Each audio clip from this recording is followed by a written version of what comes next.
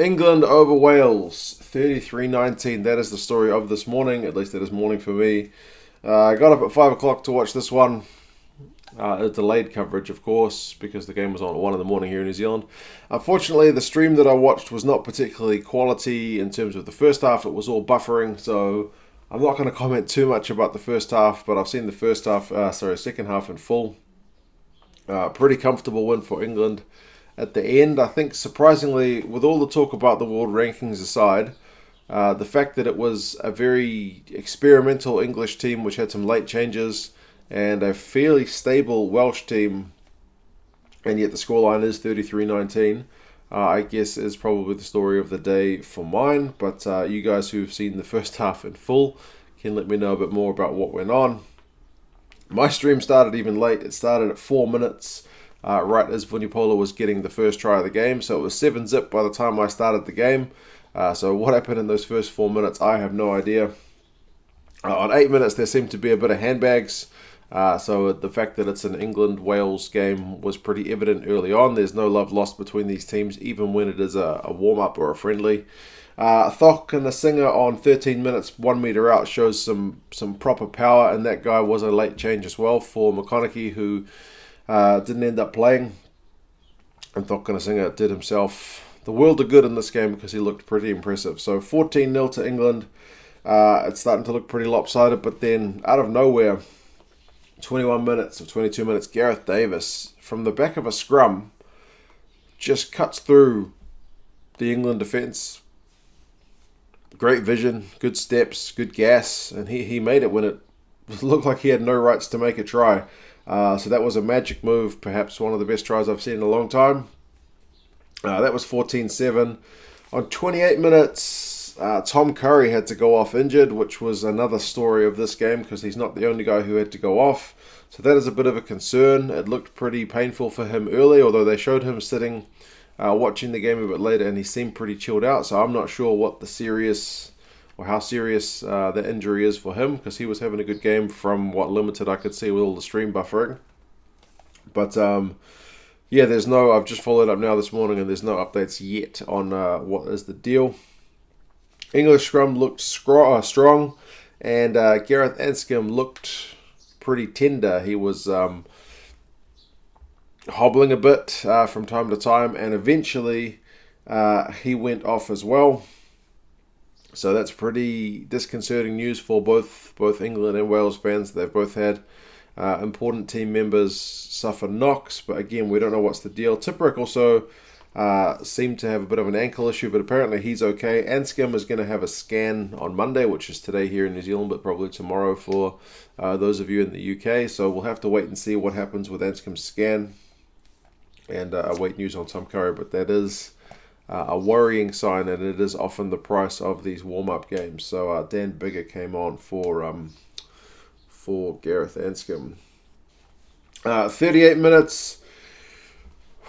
Wales showed some pretty good defence to I think force one of the English attackers out about 5 metres out from their own line, and they had their own line-out ball. They messed it up pretty big time. They threw it long. They threw it to the back of the line out to Alan Wynne-Jones. I don't know if it was the lifters who were a bit off, or if the throw was a bit high, or a combination of things, but it slipped through Alan Wynne-Jones' hands. And Luke Cowan-Dickie took that gift 5 metres out and just ran it over the line. So that was England's third try. They didn't score any tries in the second half, but they did keep the scoreboard ticking over. So that was a bit of a gift, and that was 21-7 at halftime. Second half starts Ford, who I thought actually had a pretty good game. I know there's been a lot of talk about Cipriani being kind of on the outer with Eddie Jones, but George Ford, from what I've seen, again, first half was a bit stuttery with all the buffering, but Ford seemed to have a pretty solid game. He kicked the penalty on 42 minutes to make it 24-7. There were kind of uncharacteristic errors from both sides, but again, it's a warm-up game, so it's what we expect. Like Hadley Parks dropped the ball cold at one point. Willie Hines, who was actually having a pretty solid effort, passed the ball to Elliot Daly's feet, and he couldn't take it. It's just a thing. Courtney Laws and Ellen Jones had some handbags as well, so there was, again, a bit more feeling in this game. Laws ended up getting penalised for that one. 49 minutes, Wales have a maul. Owens struggles to get loose from the maul, but he does. He drives the ball up, and then North is behind him, takes the ball from the back of that ruck and just powers over for a try. So that's Wales' second. Makes it 24-12 because they missed the conversion. And then 55 minutes, Wales, who are really, as I mentioned, kind of upping the pace here. 55 minutes, they go many phases. Wyn Jones, from about a metre out after a bunch of pick and drives, scores the try, and it's 24-19. At that point, it's probably game on, really. But England, yeah, they're able to kind of up the gear of their own and to match. And their scrum also does some good work in this because they're able to keep the penalties ticking over. There was one point where Daly tried to take a kick and keep it in. He was on the sideline, but his toes were just touching, so it ended up being a Welsh line-out, and that was one of those moments where you think that could be costly, but then Wales messed up their own line-out ball, so again, that's a slight area of concern. I think they only messed up the 2 line-outs to Wales, but they were relatively costly. There's a high tackle on Ford from, I think it was Ella Davis, and England take the penalty, so it's 27-19. Ford takes a penalty again on 73 minutes from a scrum, and it's 30-19, and then Daly on 76 minutes takes a quick drop goal, and it's 33-19. That is the final score. Right on full time, Youngs has a try, TMO'd off the books for a forward pass. So the scoreline remains 33-19. So, yeah, it had moments where both sides looked sharper than they should for a warm-up game. England, I would say, especially in the first half. Wales in kind of that 50-odd minutes period in the second half. But there were also times where it looked like there was a bit of sharpness lacking in terms of some errors. But overall, I think the quality of the game was probably higher than what I expected. Again, though, the first half, I've seen bits and pieces of it, but it was really hard to watch because of the technical difficulties.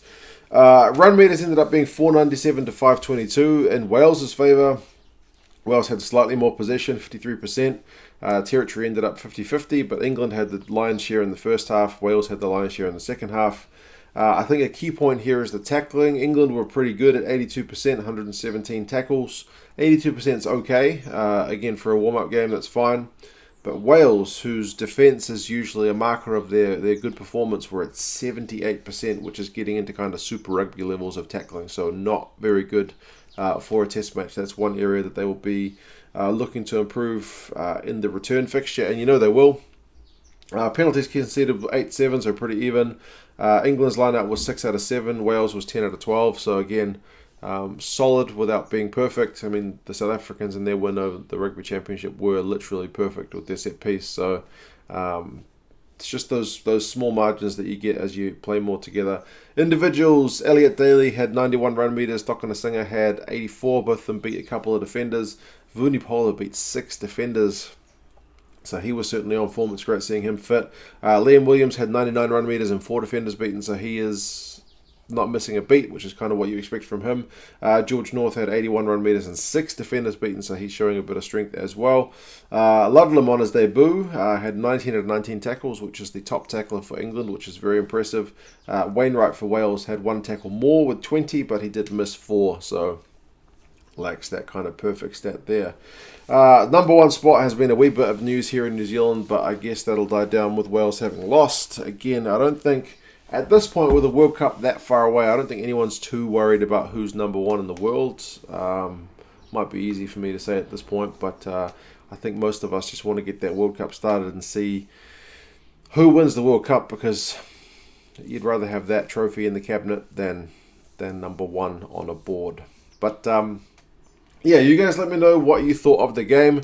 As I said, I managed to see the second half pretty properly, but the first half was painfully stuttery. So let me know what stuff I missed there.